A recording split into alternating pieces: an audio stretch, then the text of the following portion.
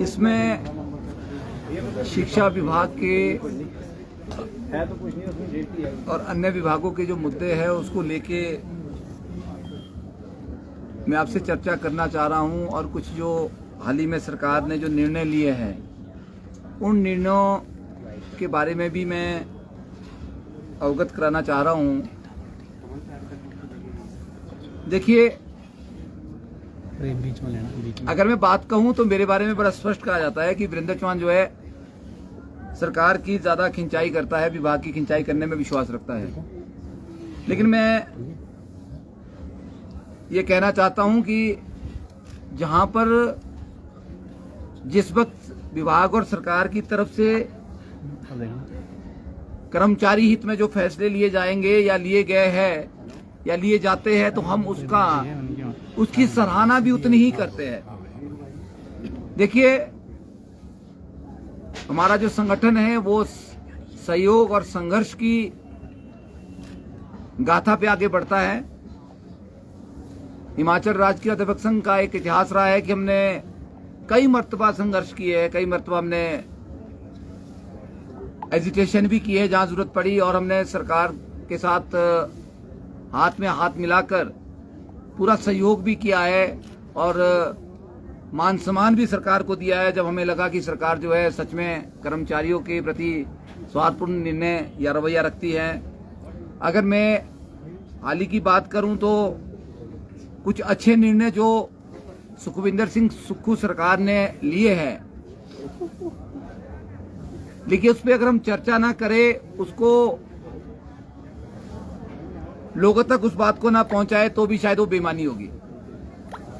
और ये भी बताना जरूरी है कि अगर मैं शिक्षा ही के क्षेत्र की बात करूं कि शिक्षा के क्षेत्र में इस वक्त क्या चल रहा है, कितनी रिक्तियां अभी पड़ी है, तो हम कुछ आंकड़ों के माध्यम से आपके समक्ष शिक्षा विभाग की जो व्यवस्था है, इस वक्त जो स्थिति है, उसको आपके समक्ष बताना चाहते हैं। अगर मैं शिक्षा विभाग की बात करूं तो 15,000 से ज्यादा रिक्तियां शिक्षा विभाग में शिक्षकों की अभी खाली चल रही है, जो एक बहुत बड़ा अपने आप में आंकड़ा है। ये रिक्तियां 2 दिन या 10 दिन के अंदर या 2 महीने के अंदर खाली नहीं हुई है। जो ये रिक्त पद शिक्षा विभाग में चल रहे हैं, ये पिछले 2 सालों से 3 सालों से खाली 4 सालों से खाली चल रहे हैं। और हम बड़े लंबे समय से सरकार से ये मांग कर रहे थे कि शिक्षा विभाग में जितनी भी रिक्तियां हैं छात्र हित में ध्यान में रखते उनको भरा जाए, और जो पदोन्नतियां होनी है वो भी शिक्षकों के हित में, क्योंकि उनका एक हक होता है, उसको समय रहते उन पदोन्नतियों को दिया जाए।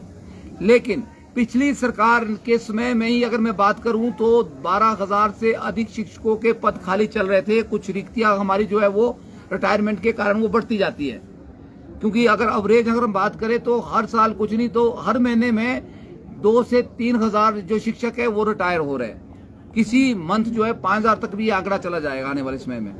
तो अभी इस बात को ध्यान में रखते हुए एक जो निर्णय लिया है, परसों जो कैबिनेट हुई है, हालांकि ये किसी ने भी नहीं सोचा था कि हिमाचल सरकार इतना बड़ा निर्णय लेगी और इतनी बड़ी भर्तियों की जो एक कैबिनेट में मंजूरी देगी, ये हमने भी कभी इसकी कल्पना नहीं की थी। ये बहुत ही स्वार्थपूर्ण है। जो हमारे बेरोजगार भाई बहन हैं, हिमाचल प्रदेश के अंदर एक बहुत बड़ा जो रोजगार का अवसर है वो सरकारी क्षेत्र है। तो जिस तरह से आपने देखा कि 5291 जो एलिमेंट्री एजुकेशन में, खाली एलिमेंट्री एजुकेशन में 5291 पदों की जो 2 दिन पहले एक कैबिनेट से मंजूरी मिली है कि इतने पद स्वीकृत किए गए हैं, जिसमें टीजीटी आर्ट्स के 1070 पद है, टीजीटी नॉन मेडिकल के 776 पद है, टीजीटी मेडिकल के 430 पद है, और जो टीजीटी हमारे शास्त्री है उसके 494 पद है, और जेबीटी शिक्षकों की बहुत बड़ी हमारे स्कूलों में बहुत कमी इस वक्त है। प्राइमरी एजुकेशन की बात करें तो वहां पे 2521 पद स्वीकृत किए गए, तो कुल मिला के 5,291 पद जो है अभी कैबिनेट ने मंजूर किए है। ये एक अपने आप में बहुत बड़ी बात है। इसके लिए हम माननीय मुख्यमंत्री और जो एक बहुत ही युवा शिक्षा मंत्री हिमाचल प्रदेश के अंदर श्रीमान रोहित ठाकुर जी के रूप में जो बहुत कम बोलते हैं, बहुत मीठा बोलते हैं और हर बात को बड़ी गहनता से उसके ऊपर आपने देखा होगा वो उसके ऊपर विचार विमर्श करते हैं। एक ऐसा व्यक्तित्व शिक्षा विभाग में हमें मिला है।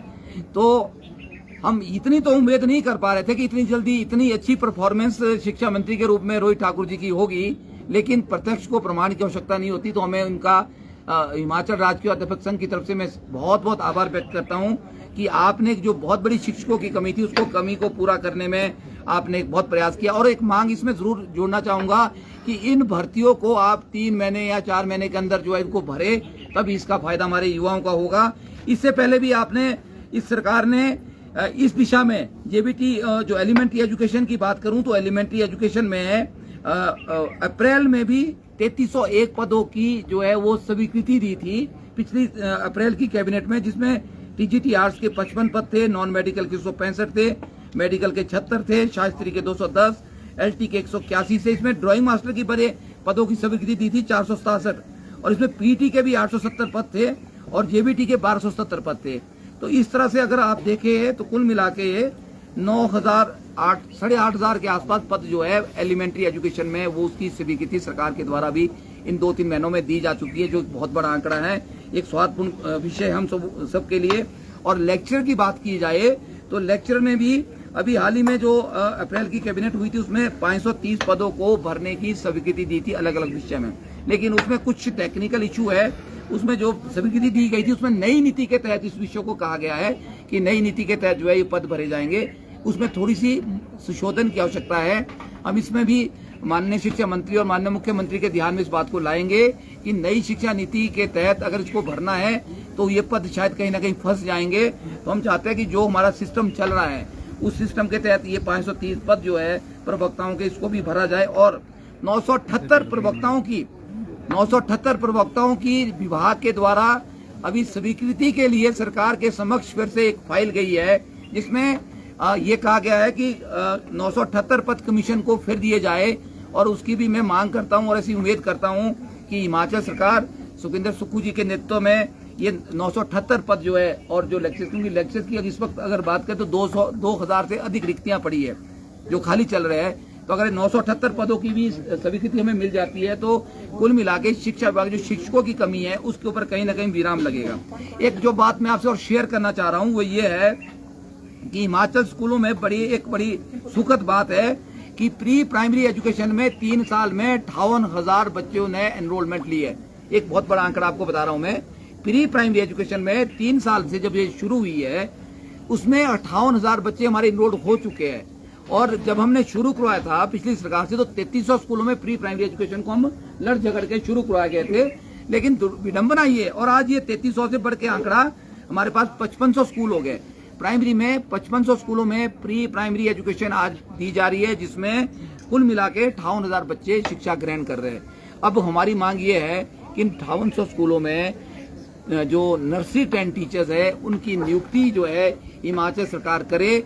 उसके लिए हम जो हिमाचल सरकार के समक्ष जो है इस बात को उठा रहे हैं और हमें उम्मीद है कि शिक्षा मंत्री ने इसके ऊपर कई बार संज्ञान लिया है, अधिकारियों की बैठक भी की है। उन्होंने कहा कि हम बहुत जल्दी प्री प्राइमरी एज की जो इसका एक टेक्निकल अपॉइंटमेंट का किस तरह की अपॉइंटमेंट इसमें की जाए, 1 साल वाले जो नर्सरी 10 टीचर है उनको रखा जाए या 2 साल वाले रखा जाए। कुछ इसमें जो RNP रूल से रिलेटेड इश्यूज है वो जल्द इसको सुलझाया जाए और जल्द इनकी भर्तियां की जाए, ये हम मांग कर रहे हैं। इसके साथ साथ और अगर मैं आपसे बात करूं कि बहुत से स्कूल हमारे ऐसे हैं कि जिसमें टीचर्स अभी स्कूलों में नहीं है। मैं ये बातें क्यों आपसे शेयर कर रहा हूं, इसलिए ये बातें मैं सरकार के ध्यान में भी ला रहा हूं कि बहुत से स्कूल हमारे, अगर स्कूलों की बात करूं तो 455 स्कूल तो ऐसे जहां पे हमारे पास टीचर ही नहीं है। और अगर मैं बात करूं तो 3148 स्कूल ऐसे जहां पे हमारे पास सिंगल टीचर स्कूलों से काम चला रहे हैं। और प्राइमरी स्कूलों में 5 क्लासें होती है, अब 2 प्री प्राइमरी की होगी, 7 क्लासें होगी। तो हमें 7 टीचर्स की जरूरत प्राइमरी के अंदर रहेगी। 7 की नहीं होगी तो कम से कम 5 टीचर तो स्कूलों में हमारे को कम से कम देने पड़ेंगे, तभी हम क्वालिटी गुणवत्ता शिक्षा की बात कर पाएंगे। शिक्षा मंत्री जी कुछ दिन पहले मिलकर चर्चा कर रहे थे, या थोड़ा सा सोचना पड़ेगा क्योंकि वो चिंतित है, शायद इसलिए उन्होंने इस बात को मुझसे साझा किया कि हम क्वालिटी में नीचे क्यों गिर रहे हैं, हम क्यों नीचे को फिसल रहे हैं। और जिस तरह की रैंकिंग की अगर बात की जाए तो हम क्वालिटी में काफी नीचे आ गए, जबकि हिमाचल प्रदेश केरला को पिछाड़ के नंबर 1 पे आ गया था। अब हम शायद 9वें 10वें स्थान पे पीछे आ गए हैं। तो ये एक सोचने का विषय है तो इसके ऊपर शिक्षा मंत्री जी चिंतित है कि इसके ऊपर हमें काम करने की आवश्यकता है। तो मैंने उनको एक बात कही थी कि हमें क्लास वाइज टीचर प्राइमरी में देने पड़ेंगे। प्री प्राइमरी एजुकेशन के अंदर जो है हमें जो है नर्सरी ट्रेंड टीचर लगाने पड़ेंगे, और जो वैकेंसी हमारी है लगभग 18,000 15,000 जो वैकेंसियां स्कूलों के अंदर उसको भरना पड़ेगा। तो इसी दिशा में सरकार ने एक बहुत बड़ा फैसला लिया है। लगभग 8-9 हजार जो शिक्षकों की भर्ती का जो है ये रेगुलर भर्ती है। मैं आपको बताऊं रेगुलर भर्तियों की अप्रूवल सरकार ने दी है।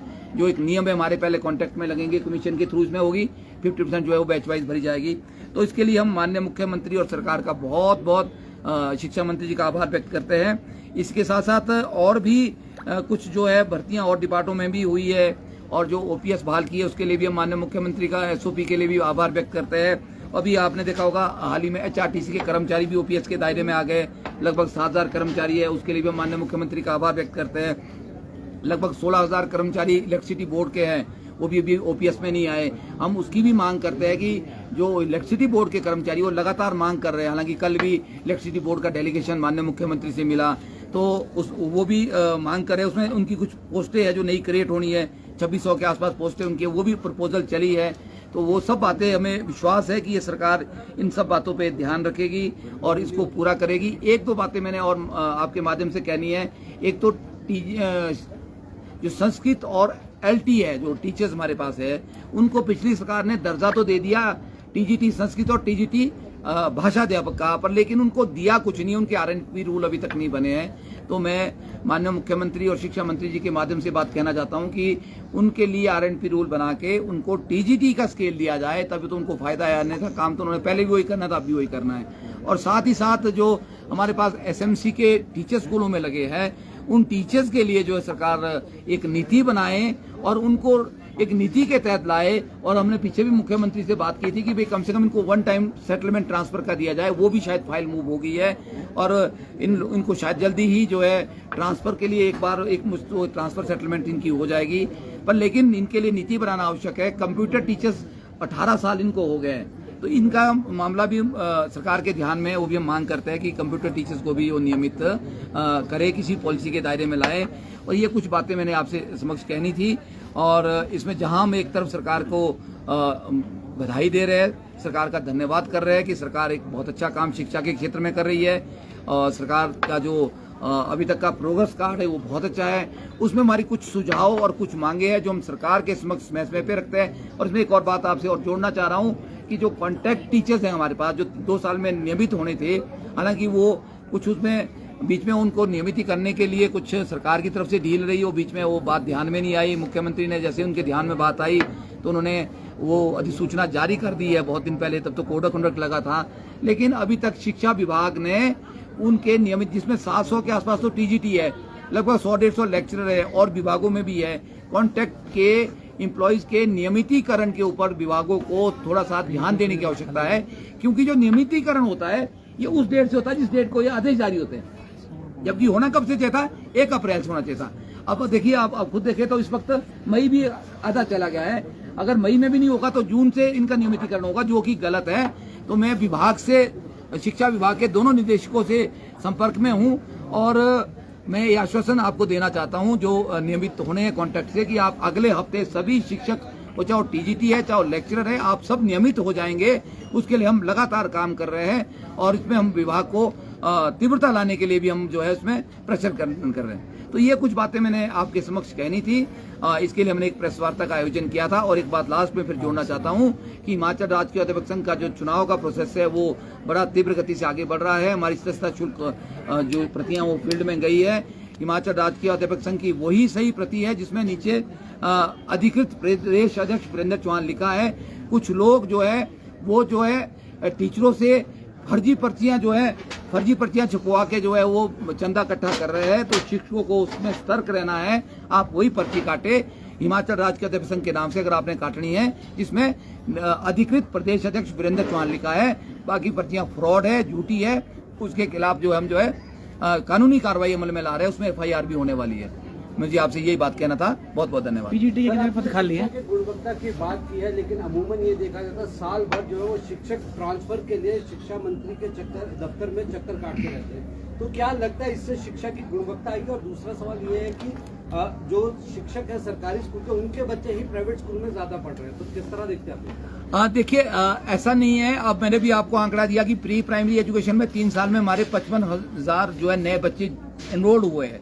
और अगर सरकारी स्कूलों की बात करें तो अभी मैं बात करूं, मैं अभी समरिल स्कूल में हूं, तो समरिल स्कूल में +1 और 2 में जितने भी मॉडल स्कूल के बच्चे हैं वो हमारे पास एनरोल्ड हुए हैं। हमारी जो इनरोलमेंट की दर गवर्नमेंट स्कूल में वो लगातार बढ़ रही है। बड़े सुकून का विषय है ये। हमारे और को अपनी नौकरी बचाने के लिए भी जरूरी है, अगर दूसरे शब्दों में मैं कहूँ तो। एक बड़ी अच्छी बात है कि स्कूलों में ऐसा हो रहा है। दूसरी, ट्रांसफर की आपने जो बात कही वो बिल्कुल सही है। मैं पहले से इसका पक्षधर हूँ कि ट्रांसफर एक बार सेशन में शुरू में होनी चाहिए। ट्रांसफर के लिए पॉलिसी सरकार बना दे। और अब तो हाई कोर्ट के और सुप्रीम कोर्ट के निर्णय बने। अभी आप देखा होगा, एक जो अरुण गुलेरिया वाला केस था, जो प्रिंसिपल थे वो भंगरोटुआ है, जिनको पिछली सरकार ने उधर उत्तराखंड किया था, गिलटाड़ी, उन्होंने जिसकी जगह है तो वो हाई कोर्ट गए। हाई कोर्ट ने बोला कि आप मंडी में ही घूम रहे हैं, आपका कोई राइट नहीं है, ये लोकल एडजस्टमेंट है। फिर वो सुप्रीम कोर्ट गए। आपको बता दूं, सुप्रीम कोर्ट ने भी उनकी याचिका को खारिज कर दिया कि कोई दम नहीं है इसमें। ये सरकार का प्रोरोगेटिव है ट्रांसफर करना। सरकार चाहे तो जहां मर्जी करे, सरकार कर सकती है। तो हम सरकार से फिर निवेदन करें, clear cut transparent transfer policy बनाएं। उसको भले ही ऑनलाइन आप कर दे, साल में 1 या 2 बार रख दे उसको, मिड सेशन में ट्रांसफर ना हो। मैं खुद इसका पक्षधर हूं और माननीय मुख्यमंत्री ने ट्रांसफर को बैन कर दिया, आपको बता दूं मैं। और ये बड़ा अच्छा, बहुत ही अच्छा एक स्टेप मुख्यमंत्री ने लिया है। क्या लगता है आपको कि हर सरकार दावा करती है नई ट्रांसफर पॉलिसी लाने की, लेकिन क्या लगता है वोट बैंक की राजनीति के चलते जो ट्रांसफर पॉलिसी नहीं आ पाती है? देखिए, ये तो सरकार की जो विल पावर है उस पर निर्भर करेगा। सरकार किस विल पावर से काम कर रही है उसके ऊपर निर्भर करता है। कभी शिक्षकों ने दबाव नहीं लगाया है, डाला है कि ट्रांसफर पॉलिसी ना बने। हम तो चाहते हैं कि सारे कर्मचारियों के लिए ट्रांसफर पॉलिसी बन जाए, उसमें कोई बुराई नहीं है। ट्रांसफर पॉलिसी होना कोई बुराई नहीं है। सरकार है वो अपने कर्मचारियों से कोई भी काम कैसे भी किसी रूप में ले सकती है और हम बाध्य हैं उसके लिए। और कोई प्रश्न? ये पीजीटी